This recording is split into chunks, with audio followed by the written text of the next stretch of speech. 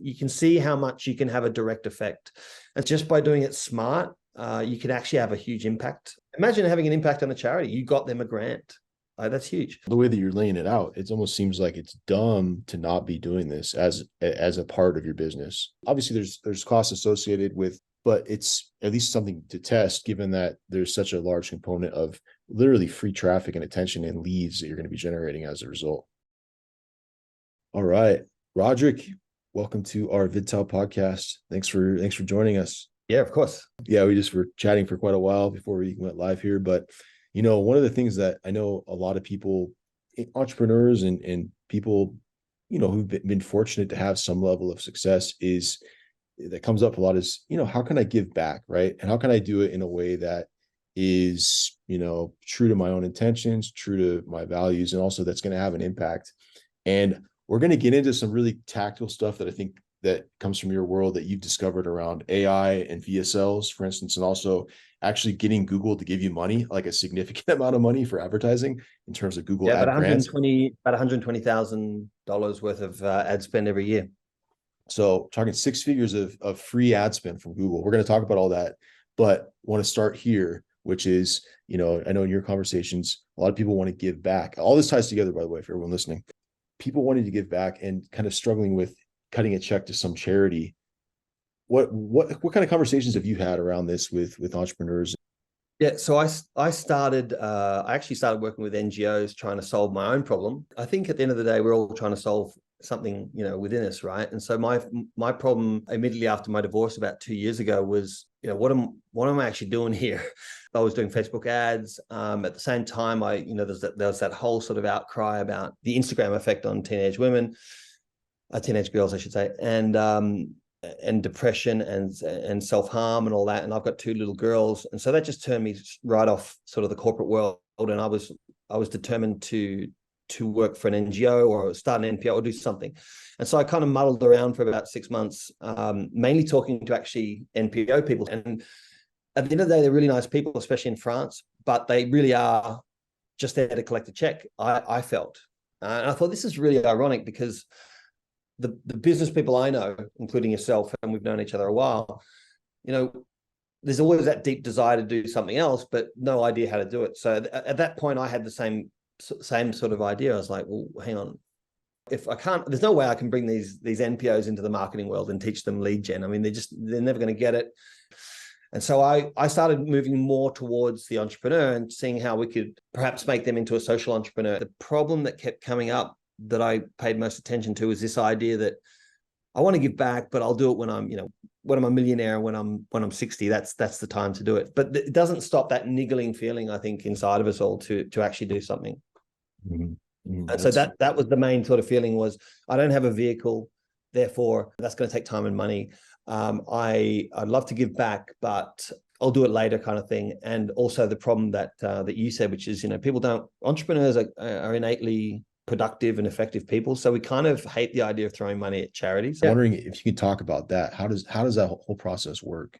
Everything changed for me when I watched a TED Talk by Dan Pallotta. His argument is that social businesses have been hamstrung and that the corporate world has a massive advantage, namely because of this kind of ethical dilemma that we're talking about, which is that people feel like they can't work in a nonprofit or do any social good and be paid for it.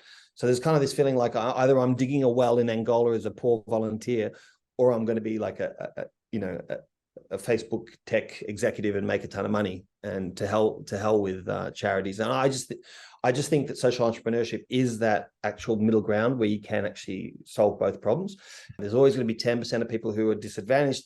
And frankly, the market, big pharma is not going to make a drug and spend all those years of development and billions of dollars if it's only going to help a small group of people in the Amazon forest. For example, there's this disease called I saw recently called Chagas disease, which basically just, have you heard of it? It's like a parasite or something. Yeah, it's a parasite that shuts down your organs like very, very slowly over time. And there's been no money put into that, even if it does affect millions of people, just because there's no profit, right? So there's always going to be this need for the nonprofit sector. So the next thing I learned is that actually working with people who have skills in an area and aligning their business is actually much more helpful than just saying, I want to help save the children. It's not going to come from a rich philanthropist with a pipe and a beard throwing money at something. It's going to come from marketers and all the skills you have as an entrepreneur, because actually what charities really, really need, they're all like, oh, how do I generate leads?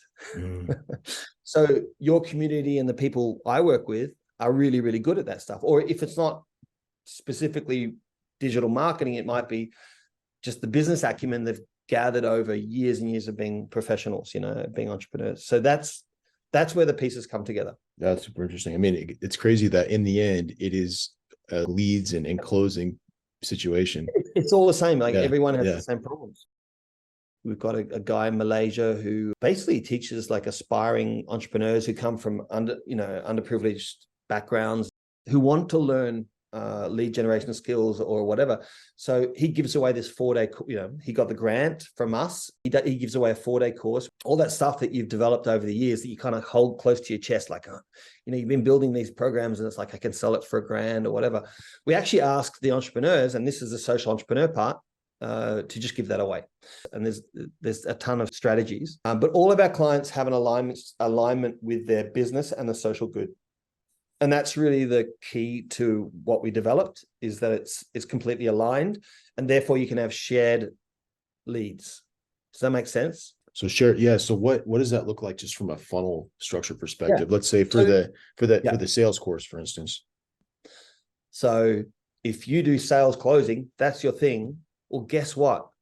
People want that and need that. You can give that back. You don't have to be Mother Teresa to do social entrepreneurship. And this is the big difference. We just align it in such a way that we're now using the ad grant to give that stuff away, or competitions or whatever the case may be, to those underprivileged people in the world. So my whole point is that, if your skill is helping entrepreneurs with sales and AI, which is one of the current clients, then let's do that. Let's give it back, because AI is looming, right? Joblessness is looming like big time. And so what he's doing is teaching AI in sales, like how to write quick scripts, how to use AI to do conversations in GHL. He's basically using all these skills and stuff he normally charges a couple of $1,000 for, just giving it away. 97% of that stuff is received well by people who otherwise couldn't afford it. But there's always going to be 3% of those, and that's pretty much the active buyer percentage that we all know about in e-commerce and sales. There's about 3% of those people who really just want more of your content. So without even asking, basically, you make sales. The sales guy, he'll make $5,000 to $7,000, $8,000 mastermind sales in a month using the grant. So yes, he's making money. But hang on, he's taught 70,000 people on his 4-day course. Yeah, it makes sense. And he's incentivized to keep doing it for a long time. Wow. So what sort of, how many spots are available for these kinds of grants, for instance? Is this something that's pretty limited, or how's that look? Well, it's only limited because, anyone can do this, right? All you have to do is, we believe that our sort of our value add is the structure and the legal framework and all that. It's called a parallel hybrid, and Coca-Cola have been doing it forever. There's a Vodafone Foundation. There's a Shell Foundation. There's tons of foundations, and in fact, Rolex and IKEA are actually full nonprofits. I don't know if you know that. It's unbelievable. So Rolex is a nonprofit. IKEA is technically a nonprofit, even though he was the richest European before he died in 2019.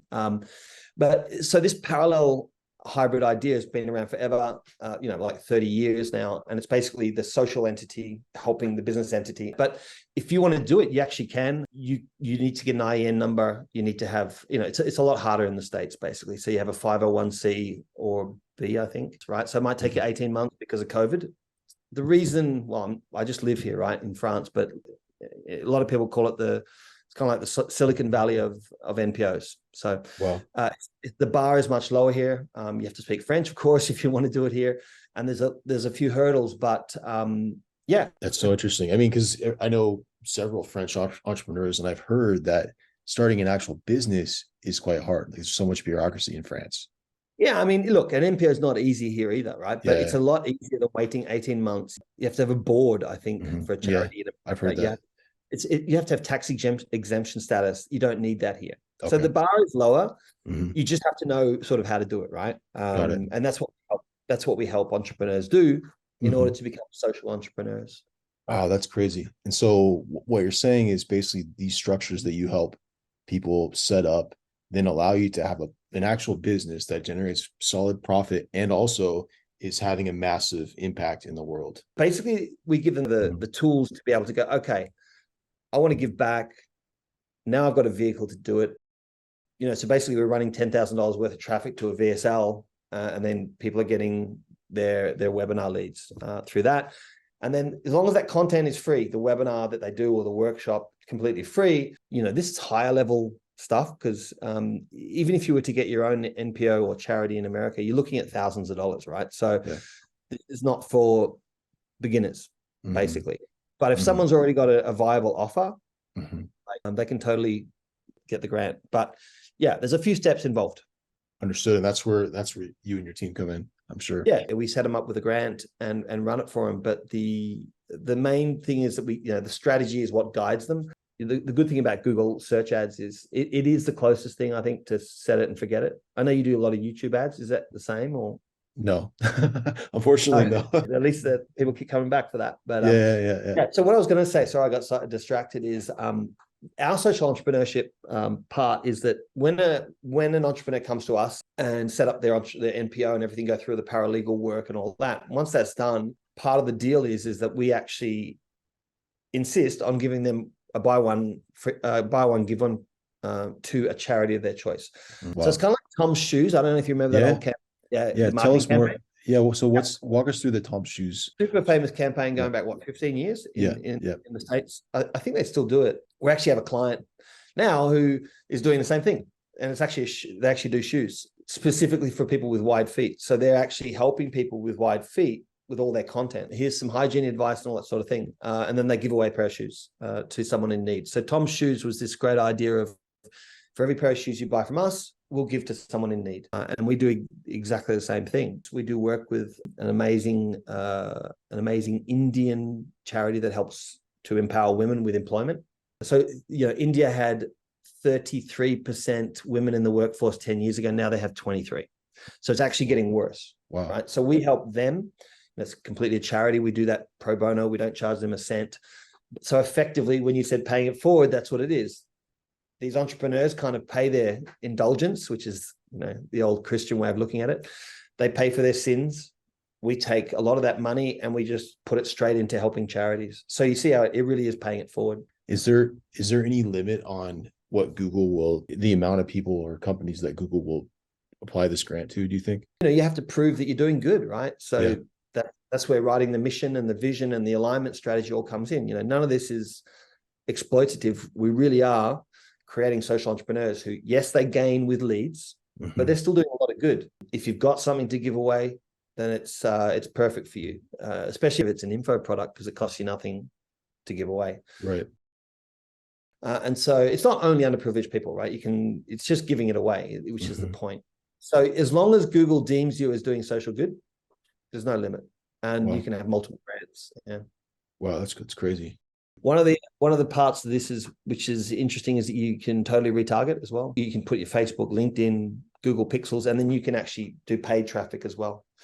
In fact, we tell all our clients, you'd be silly not to, because you've already, the biggest expanse really is like the first touch point, right? Same in YouTube, I'm sure. When you do your it's like just getting them there the first time is the hardest part. So when you retarget them, it's pennies on the dollar. So it's all, it's pretty effective. That's amazing. And then you run it in a separate account? So the retargeting has to be run in a separate account. Often our clients will run that themselves, or we do it.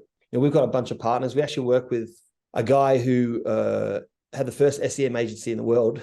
He actually wrote the only book on, so people could have a look at that. Actually, that could go in the show notes. And that's really, really interesting. It'll actually show you how to do the whole thing.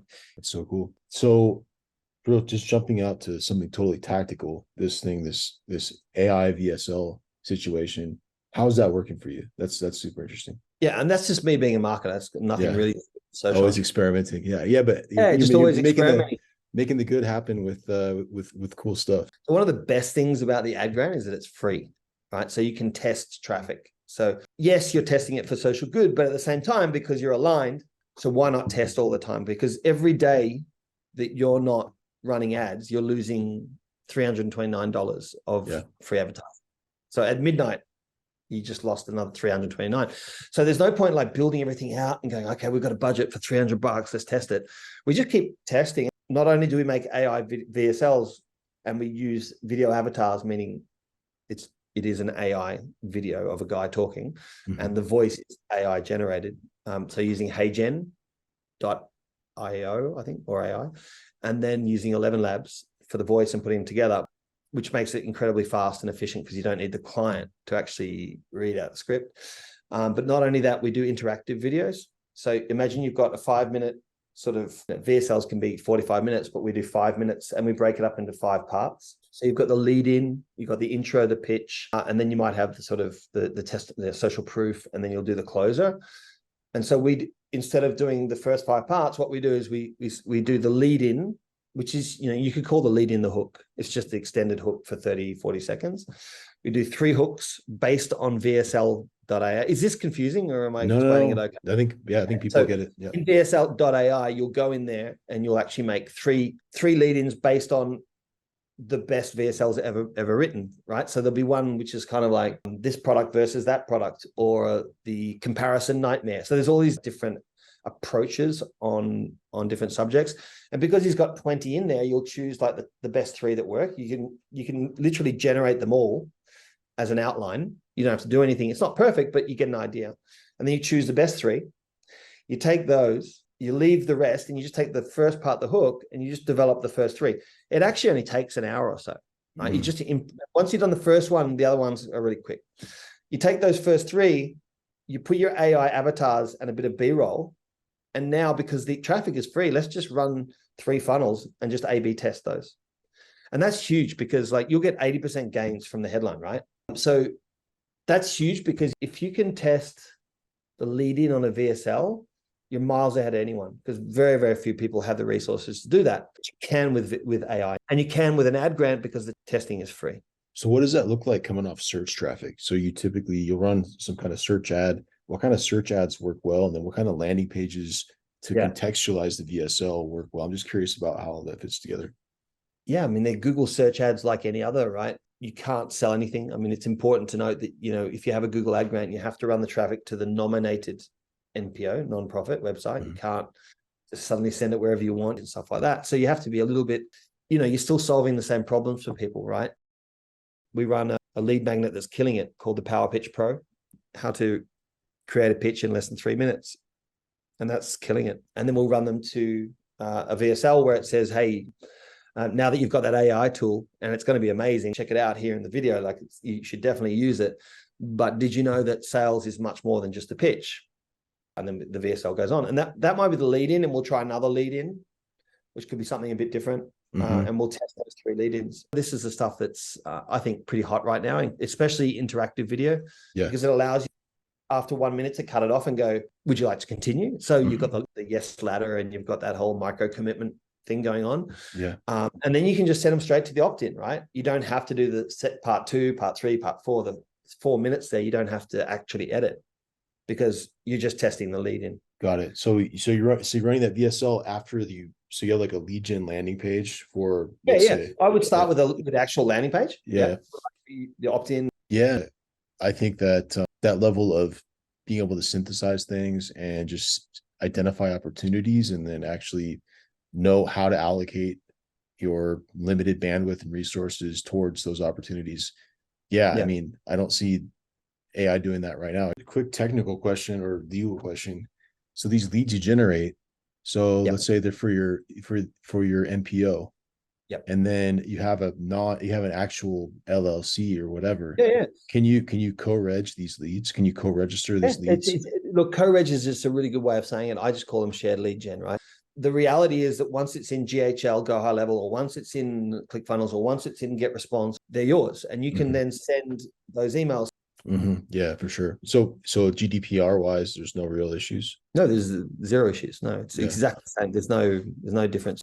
And look, entrepreneurs I work with also make a ton of money. I mean, there's no doubt about it that this, and we we created it with that incentive, which is that there is no, like I said earlier, there should be no shame in making money as long as you're helping people.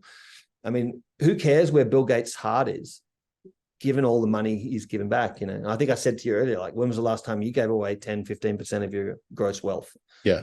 And right? Bill Gates' 10% is a lot different than my 10%. That's impressive. It would hurt a lot more if it's in the billions, right? Yeah. So yeah. I don't really, one of our ethos is like, altruism is a misnomer, because ultimately we do it for ourselves. We're always trying to solve our own problems. And one of those problems is the guilt we have in not giving back. Yeah. And so if we can incentivize that, so you're giving back without losing your shirt, then I think that's fine. All that matters is you're giving back, right? Yeah. Yeah. That's crazy. And it's such the whole charity starts at home thing is really interesting. And it really hits home when you say that for me, because I think about, going back I'm from Southern California, and I go back, and I don't live there right now.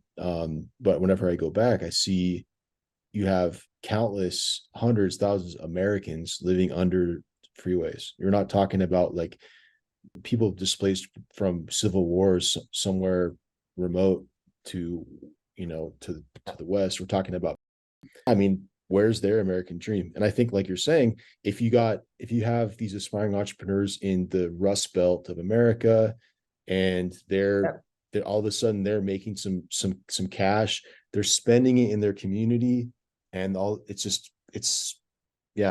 magic happens from there. So that's exactly what Dan Pallotta talks about. And I really implore people to click on the link in the show notes, because I'm sure you'll put it. He's like, we've just been hamstrung. So poverty in the United States has been stuck at 12% for 40 years.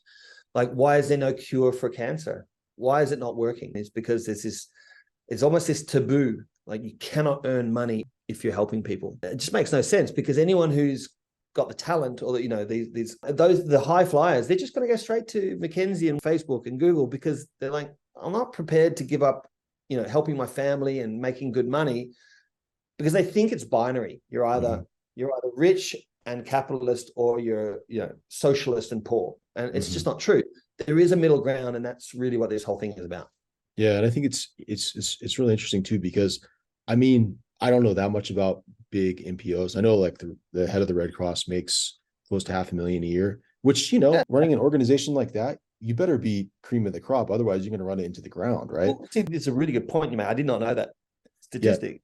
Yeah. And it's kind of like, well, if you're not paying $500,000, you're going to get some guy with a good heart who doesn't know what lead gen is. Yeah. And you can have no impact whatsoever. I think I said this to you before, but I'll read it out. He said, it's interesting that we have a visceral reaction to people making a lot of money helping people, but we don't have a visceral reaction to people making a lot of money not helping people. So if you do a video game and you make 50 million, you'll be on the front cover of Wired, right? But if you actually paid something approaching correct amount, in a tech firm, 250,000 a year or something like that, and you're helping people, well, now you're Satan, right? And that whole attitude has to change, because it makes no sense whatsoever. I mean, helping is better than not helping, irrespective of how much money you're making. You remember sort of you had the Reformation in Spain, you could actually pay for your sins and stuff. So that was called indulgence. Right. And so there is this idea that you shouldn't in any way profit from helping people. And I think that's just, that's a hangover from a hang up, if you like, going back generations and generations. There's no way that social businesses and nonprofits are going to get anywhere close to the success of capitalist organizations, and therefore help that 10% who are always going to struggle. It's never going to happen if we don't change our attitudes a bit about that, right? Yeah. And every single American entrepreneur I talk to brings up that, well, is this ethical? And it's like, dude, you're going to be helping literally thousands and thousands of people every month. How could that be a bad thing? Yeah. Do you know what I mean? Yeah, for sure. It's interesting too, because only, you or the individual might be the only one who identifies both the need, the want, and then also the way to solve it. What you're doing is arming people with the ability to go after and actually make a difference directly, versus some kind of trickle down feed, give $100,000 to the Red Cross, who, by the way, I'm sure they're doing amazing work. Like Bill Gates he's set out to cure the world of malaria, which affects millions of people. Amazing. Keep doing that. But this allows people like you and me to go in and say, hey, I see in this particular community, there's this issue, or this particular slice of the American community, whatever. let's go. Depending on what they do, right? So we have Yeah. to align it with what they do. That's Of course, super of course, of course. You're totally right. And so we'll do a call once a month, and it's kind of like, okay, how are we going? I feel like, I'm kind of like the campaign manager. Okay, so here's the results. We had about 20,000 hits on the page, or it might be, we've got 3,000 leads. Well done. Those people got all your free content, and you're helping them. We help another charity in India, and they help teenagers get through school. That's what they do. Again, not a Mother Teresa project, but it's super important that those kids get through school. They don't have any funding. So as a result, we're going to be giving them an ad grant, completely free. So you can go home to your wife or your husband and say, look, it's pretty cool. Like, without that grant, they wouldn't have got 4 times the results they're getting. Now they're suddenly advertising. You can see how much you can have a direct effect. Just by doing it smart, you can actually have a huge impact. Imagine having an impact on a charity. You got them a grant. That's huge. The way that you're laying it out, it almost seems like it's dumb to not be doing this as a part of your business. Obviously, there's costs associated with, but it's at least something to test, given that there's such a large component of literally free traffic and attention and leads that you're going to be generating as a result. Yeah, absolutely. And Google's been doing this for 20 years, and they just changed the whole process. So all the interfaces and everything changed. So it's extremely unlikely they're about to stop. And look, it is free money. I mean, there's well over 1 million charities in America, and we think it's around 150,000 grants. So there's kind of money just being wasted. And that's one of the reasons we help charities get the grant, because some of them don't even know it exists. Mm-hmm. And when they know it exists, the problem is, of course, that they don't know how to run it. So that's our socialpreneur side of things. It's free advertising going begging. So, Roderic, where can people actually go sign up to talk to you or your team and actually get into more of the details on how this could look for their business? So people can go to batterboost.com. I'll actually have the playbook that I talked about. It's an Amazon bestseller because it's the only one on the ad grants. Crazy. But he's really well known in the industry. And people can download that. Otherwise, people can get in touch and talk to us about becoming a social entrepreneur. Awesome, Roderic. Some amazing info here for everyone. And what a cool thing you're doing. Thanks very much, man. We do our best. Awesome. Thanks, Roderic. Cheers, mate.